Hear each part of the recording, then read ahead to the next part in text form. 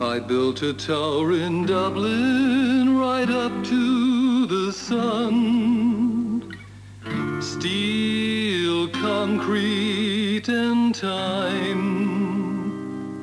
I built that tower in Dublin. Now it's done. Buddy, can you spare a dime? College Green, Dublin is the centre of Ireland's banking and commercial world. All the big banks are there. But the Central Bank of Ireland, which was established in 1942 as a controlling financial institution, had only its head office in College Green. As the central bank's finance control functions grew more and more complex, it had outgrown its own quarters and was forced to rent extra office space in several different parts of the city. Then, in 1972 came a decision to build a new central bank building within literally a stone's throw of the original location, to build in Dame Street. This film shows the progress of the building from a hole in the ground to the big bank designed by Stevenson Gibney and Associates. The main contract goes to the firm of John Sisk Son, the contractors who have already built so much of modern Ireland. Their first task is to feed the data to the Sisk computer. A manual critical path program is first prepared, using the drawings and bills of quantities for the complex. This includes more than 2,000 separate program activities, which are recorded on data input sheets, punched onto punch cards,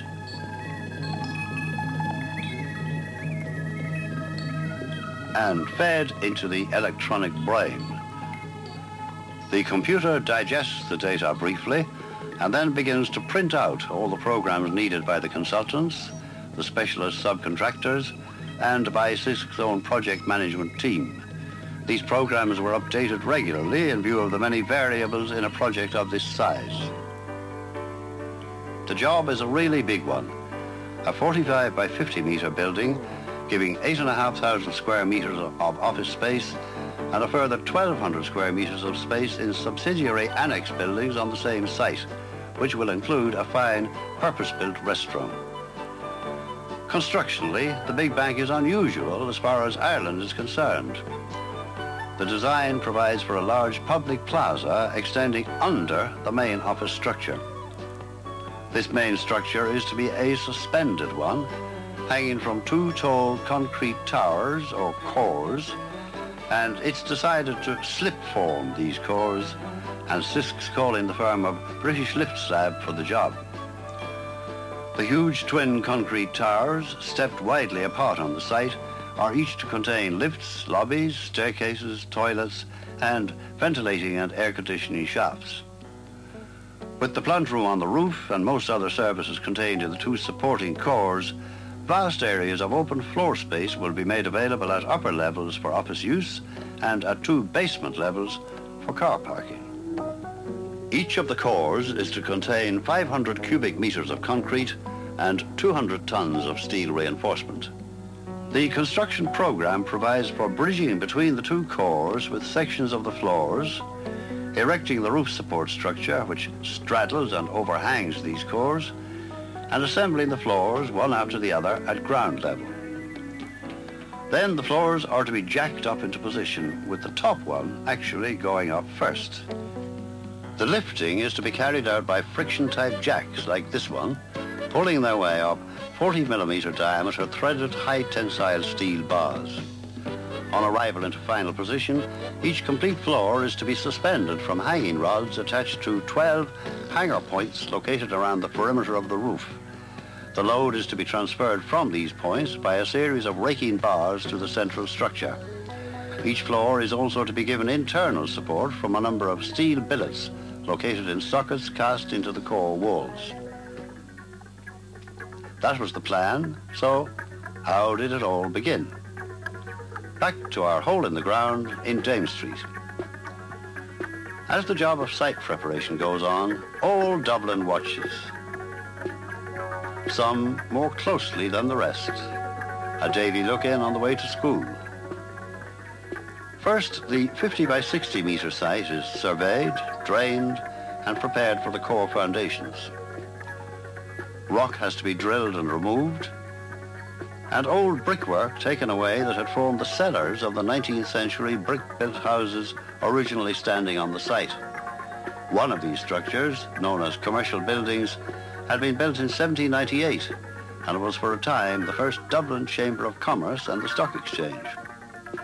It's decided to take apart and reconstruct this historic building, turning it sideways to front onto the public plaza, which will extend under the first floor of the bank. All of that, however, was back at the design stage in early 1972, when the main work was preparing the site for the foundations of the two great service cores. While all this was going on, other men were working deep in the ground in one of Sisk's own stone quarries, cutting and working granite for the cladding or facing of the building. This quarry is at Ballybrew in the Wicklow Mountains. The granite slabs are first cut and bush-hammered by mechanical means. Then stonemasons, whose craft is traditional to the area, complete the finishing process by hand. These slabs are stacked and ready for transport to the precast concrete yard of Breton Limited to be used as facing for the cladding units. Then they'll be on their way to Dame Street.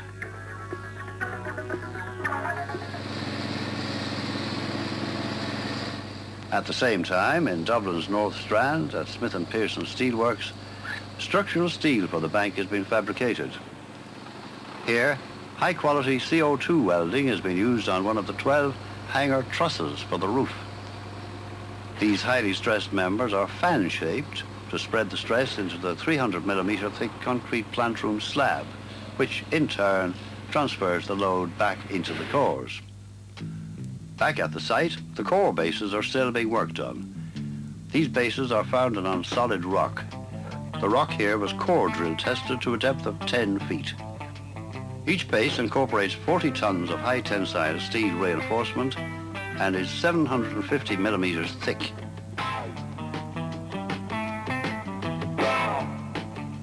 The concrete arrives. It's skipped into position by the 160 feet high tower crane, the tallest one ever used in Dublin. Due to the confined area of the site, all the concrete is ready-mix supplied by the firm of Ready Mix Ireland. The concrete is vibrated and leveled.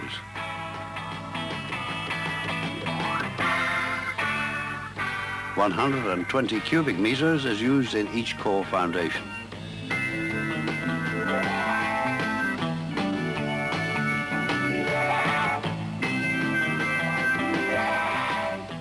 All of the reinforcement used is cut and bent on site.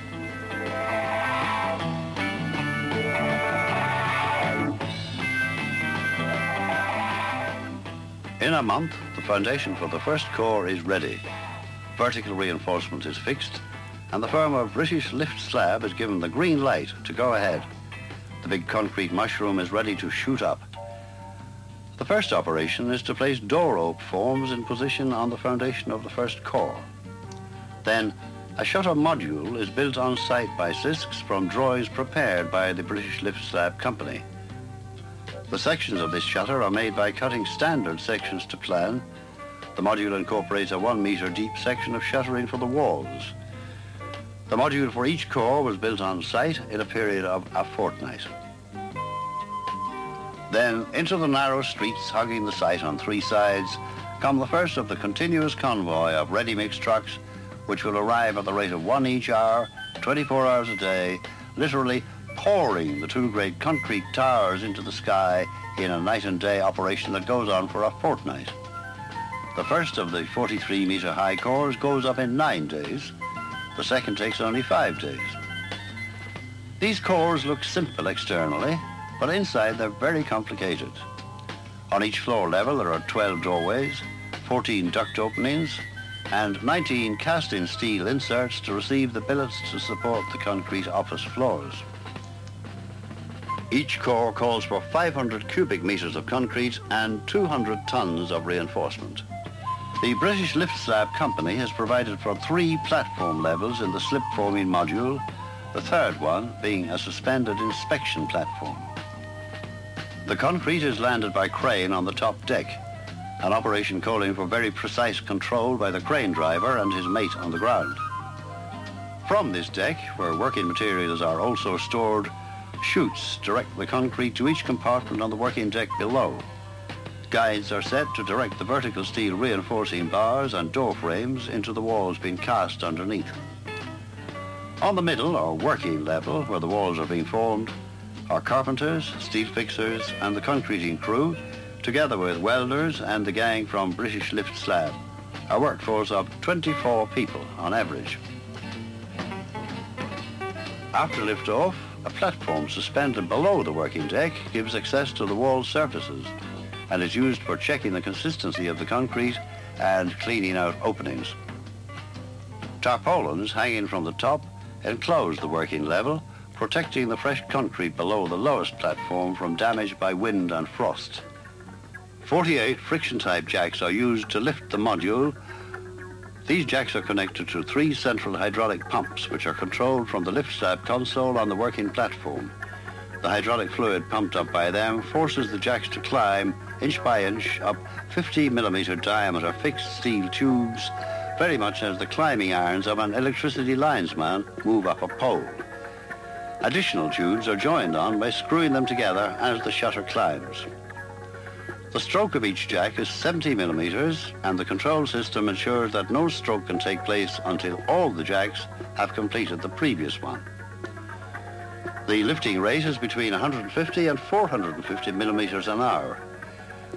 Because the work is complicated and the job comes right in the depth of a very cold winter, British Lift Slab have set a target rise rate of the cores at 250mm an hour.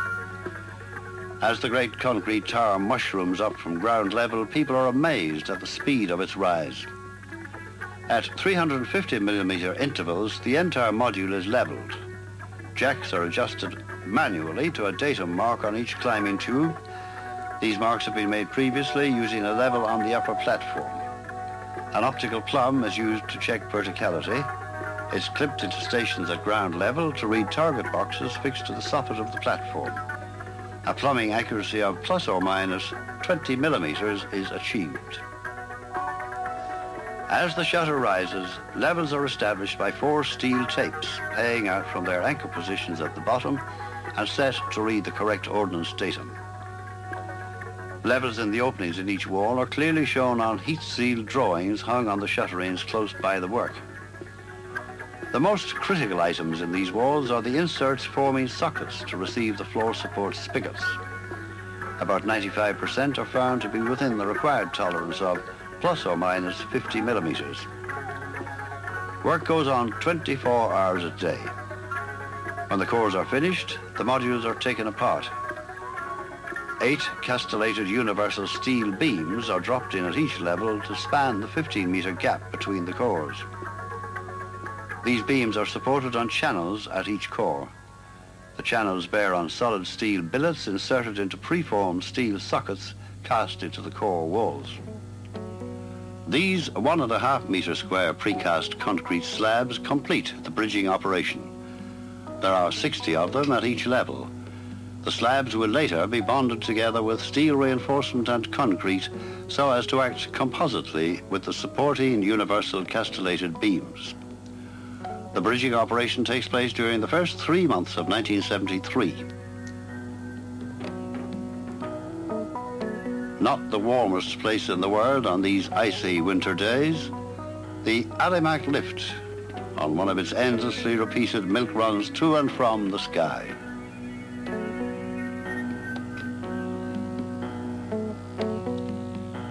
The roof design is a fairly simple one. 4 columns are erected at the corners of each core. These act as vertical compression members and are fabricated from 475 by 425mm universal column sections. McAlloy bars are used as tension members to link the crossheads located at the outer end of each plantroom hanger truss with crossheads located at the tops of each column. This arrangement results in the 300mm thick composite plantroom floor with the vertical steel columns acting as compression members of a passive framework catering for symmetrical loading. Now to return to the assembly. The lifting operation is a tough and formidable one, for the base of each of the vertical structural steel columns is 37.5 meters above street level. As the load was too heavy for the tower crane, the lift is carried out with a 65-ton mobile one. Control is by radio link. Distances and heights are great, and the centre city traffic noise never stops. Each of the columns is then fitted with its supportive bracing bolted down onto the core roof. Then comes the assembly of the horizontal McAloy bars, which tie the tops of the columns together to form the box-like structure bridging the two cores.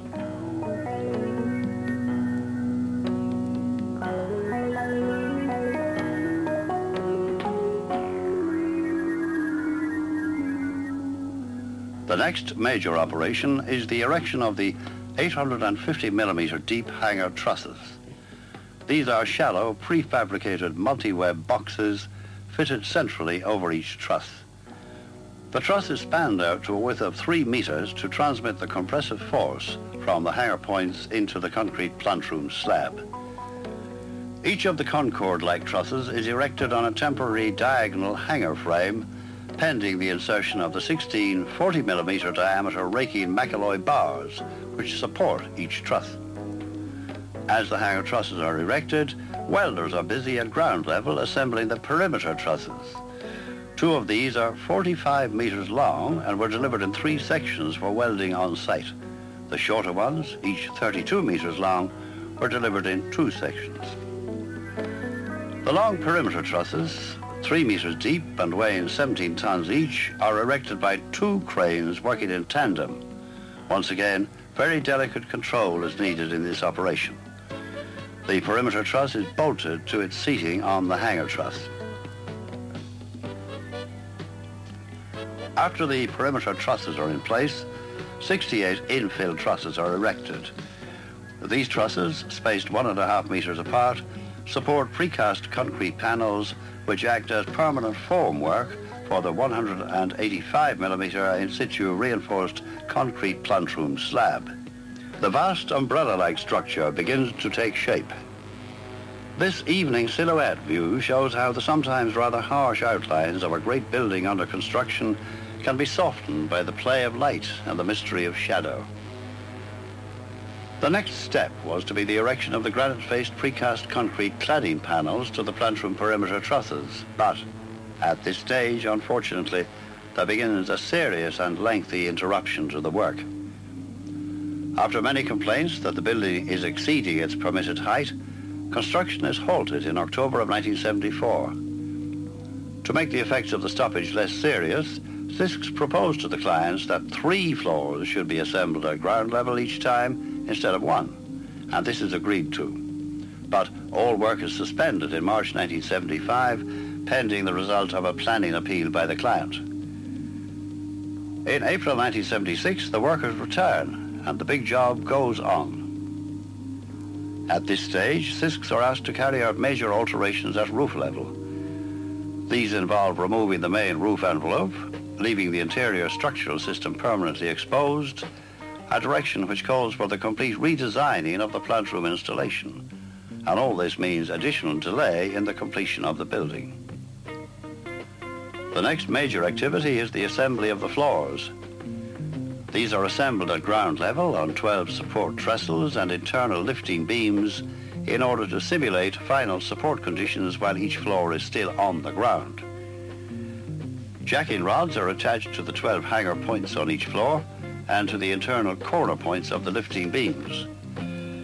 Each of the 7 office floors is constructed from precast concrete panels resting on 850mm deep steel trusses. There are 64 such trusses and 12 hanger trusses on each floor.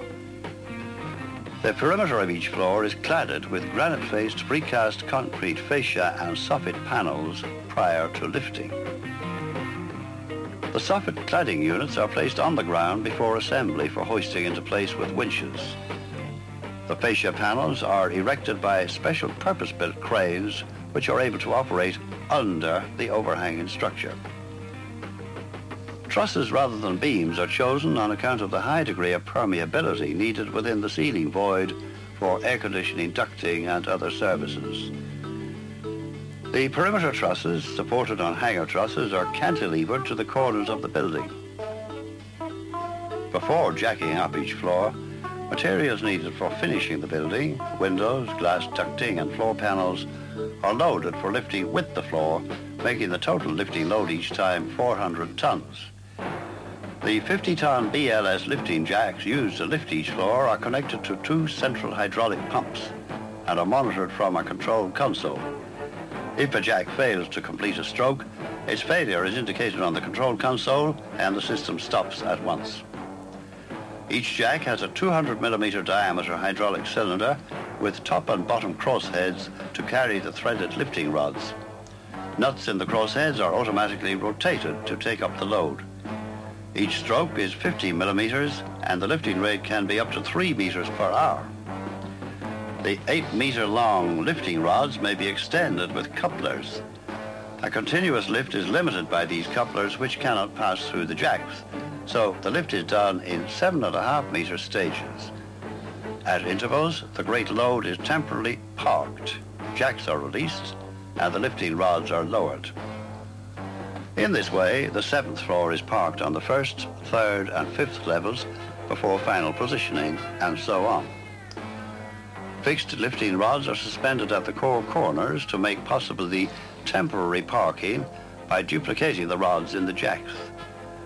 At these temporary parking levels, split nuts are used to carry the load during the operation of rod dropping. Each floor is designed to encircle the bases of the twin cores, and when the jacks begin their lift, the floor slides up the cores like a napkin ring being pushed up a rolled napkin. After the 3 floors assembled during the planning dispute had been parked, the rest of the floors are assembled and lifted at 2 monthly intervals. The lift-off of each floor is a nerve-wracking business. All eyes watch as the great mass trembles slightly and then moves from inertness into a slow climb. And the movement, as it continues upward, is accompanied by loud creaking sounds. Before each floor is transferred to its permanent supports, it's checked by sighting with an autoplumb from the ground and horizontal adjustments are made. The levels at which the perimeter of the floor is set take into account the extension of the McAloy bars on transfer of the load. The core spigots are inserted from a suspended platform under the floor. Once inserted and checked, they're welded into position. Installation of the perimeter glazing begins before all floors are in place. And now, as the pace speeds up, comes the finishing off of the McAloy bars. They're first wrapped in wax-impregnated tape,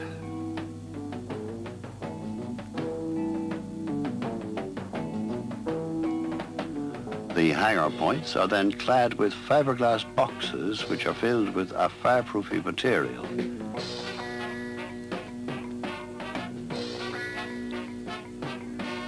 The bars are then clad with preformed sections of fire protective material. The design for this was worked out by the structural consultants Ove Arup and Partners, based on information supplied by the British Fire Research Station at Harwell, where very extensive tests were carried out. The treatment is designed to give, under fire conditions, 1 hour's protection to the McAloy steel support bars.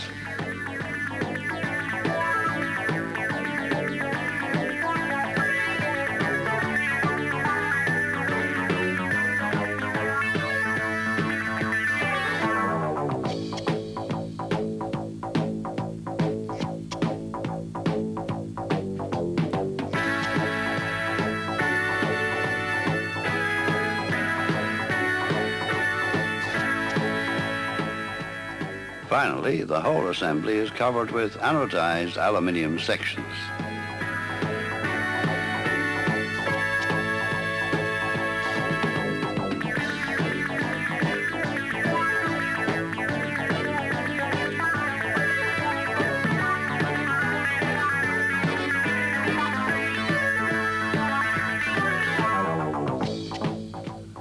The floor trusses are clad in expanded metal lathing and then sprayed with a fireproofing compound.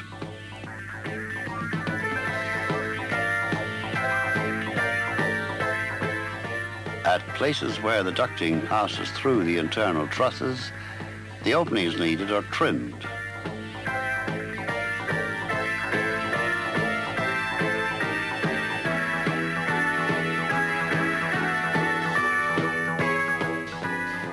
And the lathing is finally sprayed with fireproofing material.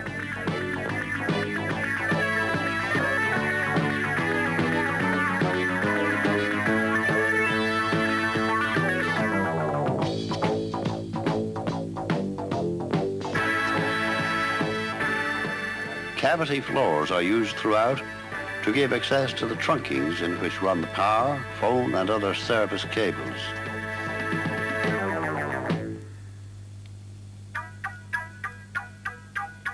Up on the roof is the main plant room, now redesigned, open to the skies and completely cladded in copper. This is the building's powerhouse, the engine room that keeps it alive and breathing, getting rid of its waste products, warming its workers, and communicating internally and with the outside world.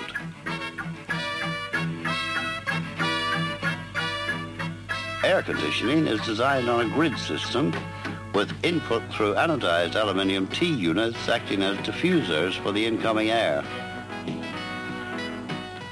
The grid is infilled with fiberglass, coffer-type sealing units through which the stale air is extracted.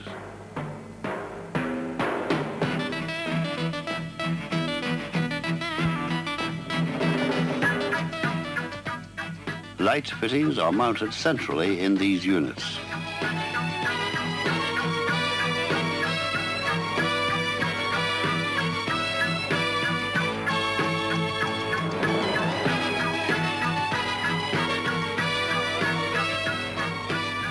Meanwhile, external work is proceeding on the plaza, under which there's a cavity housing the air extraction ducting network from the basement car parks and also the plaza drainage system. Work also proceeds on the laying of granite sets on the plaza. These were cut to form fan-shaped patterns whose curves contrast soothingly with the austere lines of the great building looming overhead.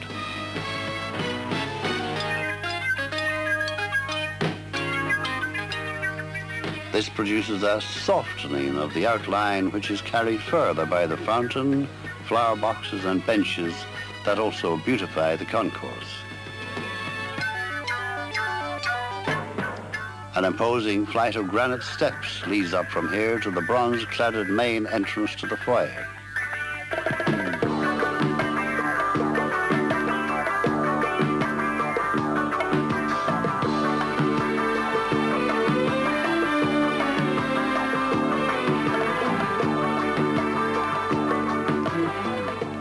Now, more and more of the Sisk operatives have moved out. The carpenters, concreting crews, steel fixers and welders, giving place to the incoming office workers.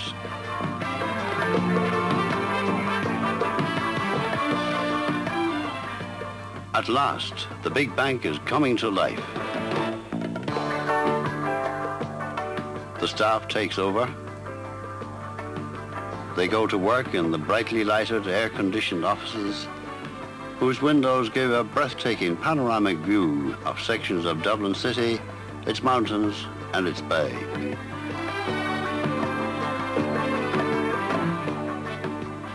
They take their meals in the fine purpose-built restaurant and rest area in the annex building, which will keep alive forever the outward aspect of the commercial buildings that Joyce's Leopold Bloom knew so well.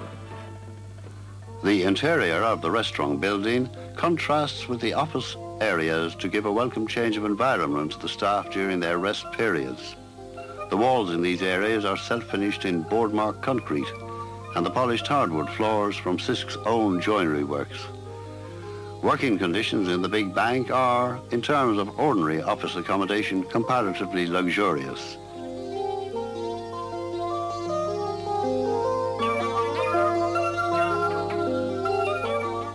On the third floor is the foreign exchange room, where clocks keep you up to date on world time and electronic machines on the global movements in the money market. This is the control centre for the Irish punt.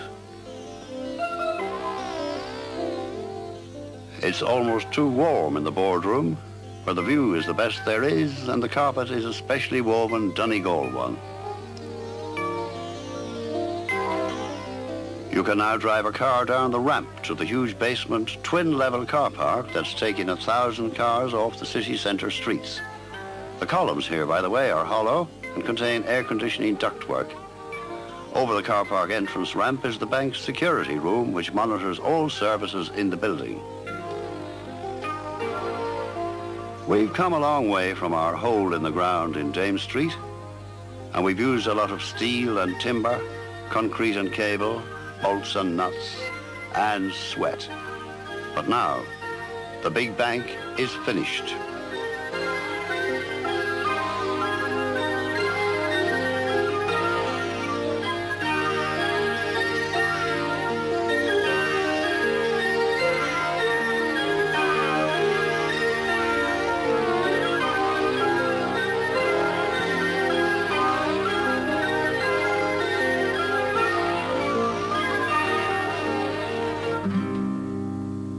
I built a tower in Dublin right up to the sun. Steel, concrete, and time. I built that tower in Dublin. Now it's done. Buddy, can you spare a dime?